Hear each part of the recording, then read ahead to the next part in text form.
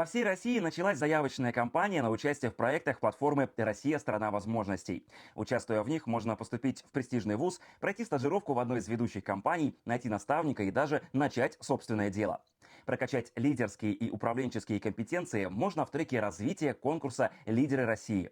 Для студентов также открыта регистрация на масштабную олимпиаду «Я профессионал» и проект по решению кейсов про стажировки 2.0. А еще принимаются заявки на акцию для студентов и молодых специалистов «Время карьеры».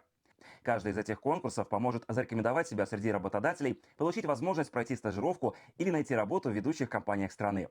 А от педагогов принимаются заявки на профессиональный конкурс «Флагманы образования».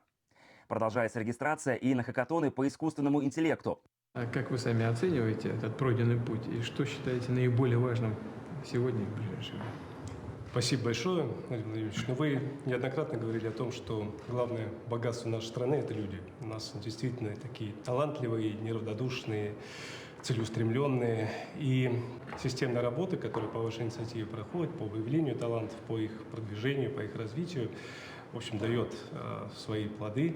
Но вообще на сегодня у нас 26 проектов на нашей платформе, более 8 миллионов человек уже прошли, поучаствовали, больше 26 тысяч – это победители и призеры.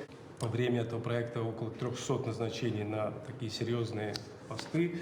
Вот среди них 2 губернатора, 6 заместителей федеральных министров, 4 мэра городов, вице-президенты крупных компаний, генеральные директора, главврачи больницы и другие.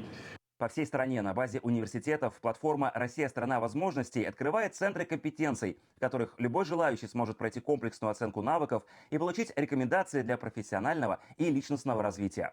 Участие во всех проектах платформы бесплатное. Подробнее на сайте rsv.ru.